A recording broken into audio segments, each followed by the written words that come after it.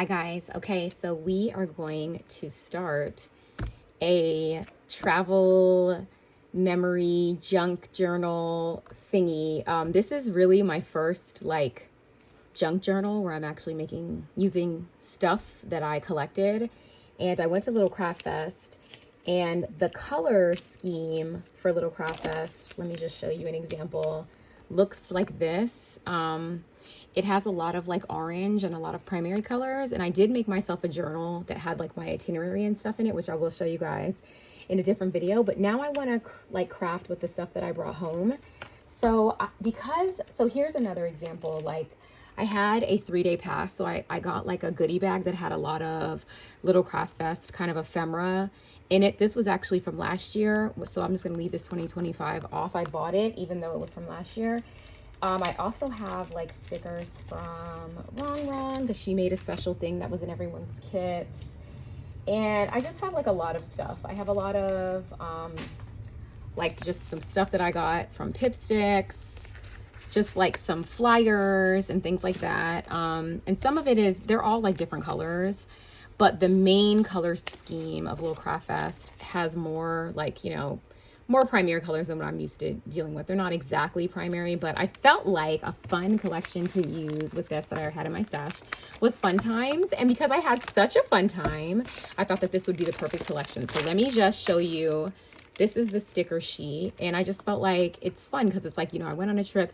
Now this has more like, you know, fair kind of vibes to it, but it also has like some really good sentiments, and the actual because it's more of just like having fun, I feel like I could include some of the like fair stuff in it, or I could just leave that part out. So let me just do a quick flip through. A lot of this video is not going to be me talking because I just kind of want to get in the zone and craft.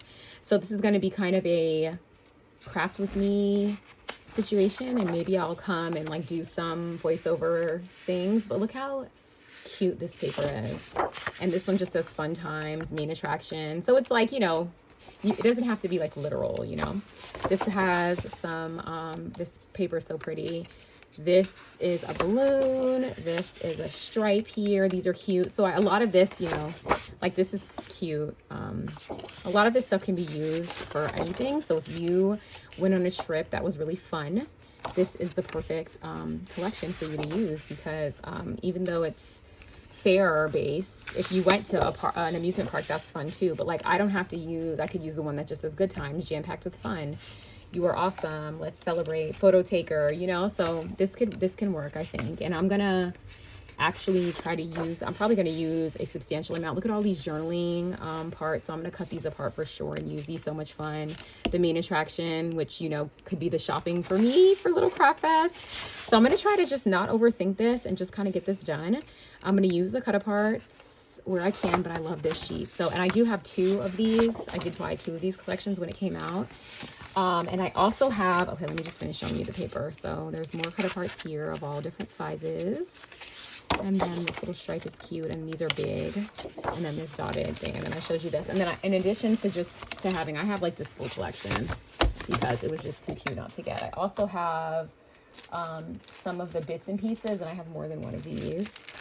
I have quite a few of those. I also have the journal bits, and I'll just show you the back so you can zoom in on YouTube if you need to. I also have the big bits, which these are really fun, especially in a mini album. I always get these because I just think they're so cute, taking up a whole bunch of space on the page. I also have the page pieces, which they show you how to do a layout, but obviously I'm not doing a layout, so there's some big pieces and some small ones, so that'll be fun. And then I also have one of the foam stickers, which these are so fun. I can't wait to use those. And I also have a few of the chipboard. And this is just one-sided. They started doing their chipboard a little differently. And then I have another full set of the 12 by 12. So I have quite a bit to play with, and I'm just gonna play with it, and I'll jump in if there's anything, you know, pertinent that I need to say, but I kind of just want to get in the zone, listen to a book, and that's how I craft. And I do want to show you guys me crafting. The thing that holds me back is the fact that like I can't really focus if I'm talking to you guys. And also I do the best when I'm just like listening to a book or some music. So I can't do that talking. I'm talented, but not that talented. So this is going to be just a watch me work kind of situation. And we'll see if I have to break this up into different parts. So this might be part 1. I may end up, it depends on how long it takes me to put this whole album together. If it's taking a long time, I'll just do it in sections and let you guys watch me do it over time. But if I can get like a substantial amount done per session, then I think I'll just, you know, edit all of this together and do that. So this will be sped up, but you'll get to watch me work. So enjoy.